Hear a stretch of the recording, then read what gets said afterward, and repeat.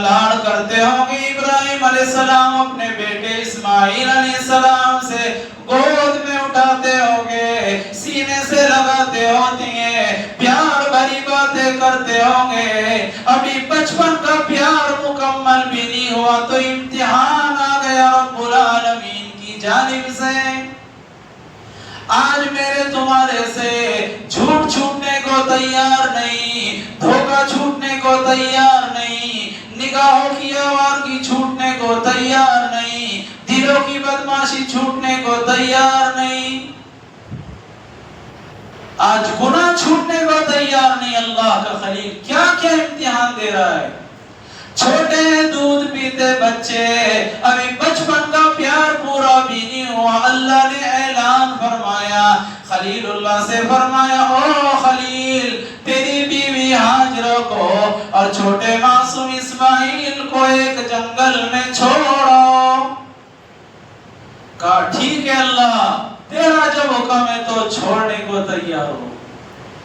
فرمایا اللہ رب العالمین نے وہ ابراہیم اپنی بیوی کو بتانا نہیں ہے کہ جانا کہاں پر ہے، اور جس ویران جنگل میں چھوڑنا ہے سمجھانا بھی نہیں ہے، جس وادی میں معصوم کو چھوڑ دینا ہے اس کے بعد اس سے پیار بھی نہیں کرنا ہے، جہاں چھوڑ دے گا پیچھے پلٹ کے تجھے دیکھنا بھی نہیں ہے۔ کھائی ہے اس میں ایک واقعہ، بڑا معروف واقعہ جناب ابراہیم علیہ السلام کا اور اما سارہ علیہ السلام کا اور اما جان حاجرہ علیہ السلام کا اور معصوم اسماعیل علیہ السلام کا عظیم امتحان اللہ رب العزت نے لیا ہے۔ یہ واقعہ بڑا عجیب واقعہ ہے۔ اللہ نے ابراہیم علیہ السلام کو خلیل بنایا، یعنی اللہ نے ابراہیم علیہ السلام کو اپنا دوست بنایا۔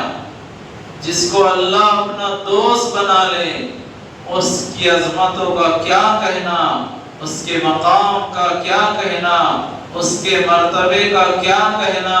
جس کو اللہ نے اپنا خلیل بنا لیا، اللہ نے اپنا دوست بنا لیا۔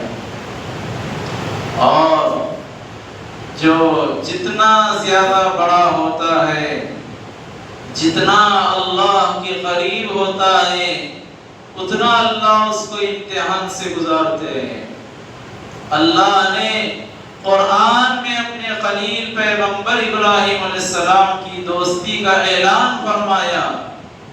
اللہ نے ابراہیم علیہ السلام کو خلیل بنا دیا، دوست بنایا، تو کتنے امتحان سے اللہ نے ابراہیم علیہ السلام کو گزارا۔ جناب ابراہیم علیہ نبینا علیہ السلام کو اللہ رب العزت نے ایسے گھر میں پیدا فرمایا جن کے والد آزر اپنے ہاتھوں سے بتوں کو بناتے تھے اور انہی کو اپنا خدا مانتے تھے۔ ابراہیم علیہ السلام کے ابا آزر اپنے ہاتھوں سے خداؤں کو بناتے تھے، اپنے ہاتھوں سے پتھروں سے تراش کر خداؤں کو بناتے تھے۔ جب وہ خدا تیار ہو جاتے تھے جناب ابراہیم علیہ السلام کے پاس جمع کر کے گٹھری باندھ کے بازار میں بیچنے کے لیے بھیج دیتے تھے۔ اللہ کے پیغمبر ابراہیم علیہ السلام، اور ایسے گھر میں اللہ نے پیدا فرمایا جن کے والد بتوں کو خدا مان رہے ہیں اور بیچنے کے لیے ابراہیم علیہ السلام کے پاس خداؤں کو دے رہے ہیں کہ بازار میں لے جا کر بیچو۔ ابراہیم علیہ السلام اپنے والد آزر کے پاس تشریف لائے اور فرمایا میرے ابا جان، قرآن عظیم الشان میں اللہ تعالیٰ نے ذکر فرمایا وَذْكُرْ فِي الْكِتَابِ إِبْرَاهِيمَ، اے میرے پیغمبر قرآن مقدس میں ذکر کر ابراہیم علیہ نبینا علیہ السلام کا جنہوں نے اپنے والد سے کہا اذ قال لأبيه لم تعبد ما لا يسمع ولا يبصر ولا يغني عنك شيئا. میرے ابا جان آپ ایسے خداؤں کو مان رہے ہو، ایسے خدا کی پرستش کر رہے ہو جو نہ سننے کو تیار ہے، نہ دیکھنے کو تیار ہے، نہ کسی کی مدد کرنے کو تیار ہے، جو خدا آنکھوں سے دیکھ نہ سکے، جو کانوں سے سن نہ سکے، جو زبان سے بول نہ سکے، جو کسی کی مدد نہ کر سکے، وہ عبادت کرنے کے لائق نہیں. جن خداؤں کو بابا آپ نے اپنے ہاتھوں سے تراشا، اپنے ہاتھوں سے گھڑ کے بنایا، انسانوں نے جس کی دھلائی کی، جن خداؤں کی انسانوں نے رگڑائی کی، جن خداؤں کو انسان نے اپنے ہاتھ سے تراشا، وہ کسی کی مدد کرنے کو تیار نہیں. جو خود بنے نہیں دوسروں نے بنایا ہے، وہ کیسے مدد کرے گا ابا جان آپ کی؟ جناب ابراہیم علیہ السلام نے کہا یا ابتی لا تعبد الشیطان. میرے ابا جان آپ شیطان کی پرستش کر رہے ہو. آزر کو غصہ آیا ابراہیم علیہ السلام کے والد کو، فرمانے لگے لئن لم تنتہی لأرجمنک واہجرنی ملیا. اگر تو میری بات نہیں مانتا، میرے خداؤں کو ماننے کو تیار نہیں، میری نظروں سے دور ہو جا، میرے گھر سے نکل جا. سب سے پہلا امتحان جناب ابراہیم علیہ السلام پر یہ آیا کہ اللہ کو ماننے کی وجہ سے گھر چھوڑنا پڑا. جناب ابراہیم علیہ السلام کو والد نے گھر سے نکال دیا. ایک واقعہ یہ بھی گزرا، سال میں ایک مرتبہ میلہ لگتا تھا، شہر میں دعوت چلائی گئی. سال میں ایک مرتبہ میلہ لگتا ہے، اس میں ہر انسان کو حاضر ہونا ضروری ہے. جناب ابراہیم علیہ السلام کے پاس بھی تشریف لائے لوگ، چلو میلے میں چلتے. پیغمبر کا میلوں میں کیا کام، اللہ کے دوستوں کا میلوں اور ٹھیلوں میں کیا کام، ایمان والوں کا عرصوں میلوں میں کیا کام. اللہ والے تو ایسی جگہ جاتے نہیں ہیں. جناب ابراہیم علیہ السلام نے فرمایا میں بیمار ہوں، میں چل نہیں سکتا. ایک اللہ کو ماننے والے، ایک اللہ کی پرستش کرنے والے، ایک اللہ کی دعوت دینے والے، ایک اللہ کی طرف بلانے والے خلیل ہیں. سارے کے سارے لوگ شہر سے چلے گئے میلے میں. بیت اللہ میں، کعبۃ اللہ میں 360 بت رکھے ہوئے تھے. جناب ابراہیم علیہ السلام نے کلہاڑا لے کر بیت اللہ میں جا کر 360 بتوں کا صفایا کر دیا، سب کے سر تن سے جدا کر دیے. جو بڑا تھا صرف اس کو چھوڑ دیا، اس کے گلے میں کلہاڑا لٹکا دیا. میلے سے جب لوگ واپس آئے تو کیا دیکھا، بیت اللہ میں جہاں جا کر لوگ عبادت کرتے تھے، بتوں کی پوجا کرتے تھے، سارے کے سارے دھڑام سے زمین پہ گرے پڑے. ایک بڑا بت کھڑا ہوا ہے، گلے میں کلہاڑا لٹکا ہوا ہے. جناب ابراہیم علیہ السلام سے لوگوں نے کہا یہی ہمارے خداؤں کو برا بھلا بولتا ہے، اسی نے مارا ہے. ابراہیم علیہ السلام کو بلایا گیا. سیدنا ابراہیم علیہ السلام نے کہا بیت اللہ میں آ کر بتوں کو جس نے گرایا ہے اپنے بڑے بت سے گرے ہوئے بڑا بت کھڑا ہوا ہے. پوچھو جو تمہارا خدا ہے، سب سے بڑا خدا موجود ہے، اس کی نگرانی میں دوسرے خدا کا خاتمہ کیسے ہو گیا؟ پوچھو. لوگ کہنے لگے وہ تو بول نہیں سکتا. خلیل نے توحید کا اعلان فرمایا، جو بڑا خدا جس کو تم مانتے ہو، جس کی نظروں کے سامنے دوسرے خداؤں کا قتل ہو گیا، وہ روکنے کو تیار نہیں. ایسے خداؤں کو ماننے کا کیا فائدہ؟ ایسے خداؤں کے سامنے ہاتھ پھیلانے کا کیا فائدہ جو کسی کی مدد نہ کر سکے؟ مکھی بیٹھ جائے تو اڑا نہیں سکتے، کوئی مارے تو اس کو ہٹا نہیں سکتے، کوئی توڑے تو خود اپنی جان کی حفاظت نہیں کر سکتے. وقت نہیں ہے.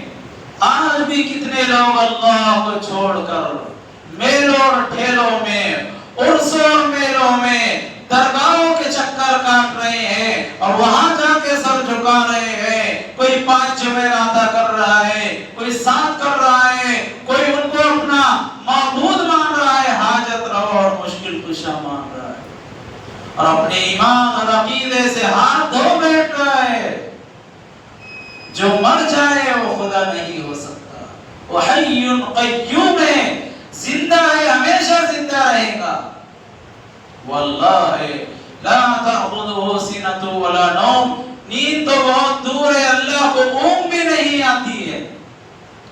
ابراہیم علیہ السلام کو نکال دیا گیا، اپنی بیوی سارہ علیہ السلام کو لے کر اللہ کے خاطر اپنے وطن کو چھوڑ کے نکل گئے. سفر کرتے کرتے مصر میں پہنچے.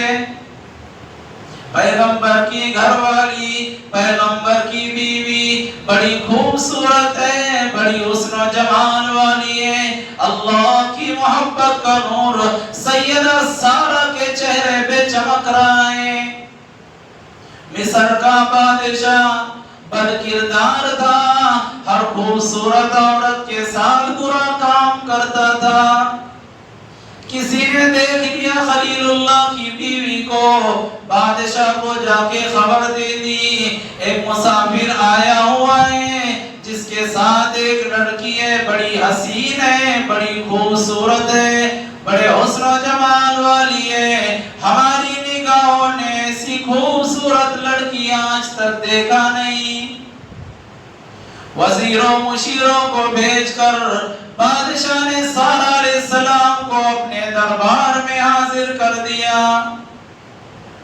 ابراہیم علیہ نبینا علیہ السلام پریشان ہے، سارہ علیہ السلام پریشان ہے. بادشاہ کی نگاہیں بگڑی بگڑی نظر آ رہی ہیں. سارہ علیہ السلام اللہ کے سامنے ہاتھ اٹھاتی ہے، اے اللہ میں پیغمبر کی بیوی ہوں، پیغمبر کی گھر والی ہوں، تیرے خلیل تیرے دوست کی بیوی ہوں، میری عزت کی حفاظت فرما. ایک عورت خلیل اللہ کی بیوی ہے، وہ اپنی عزت کی حفاظت کی دعا اللہ سے مانگ رہی ہے. آج دیکھو نا ہمارا کیا حال ہے، نوجوان نسل کا کیا حال ہے، نوجوان بچوں کا کیا حال ہے، نوجوان بیٹیوں کا کیا حال ہے. کیا گندے موبائلوں میں دیکھ رہے ہیں. اہل ایمان کا سارا محلہ، سارا کا سارا گھرانہ اللہ کے سجدوں سے دور پڑا ہوا ہے، اللہ کا نام لینے سے دور پڑا ہوا ہے.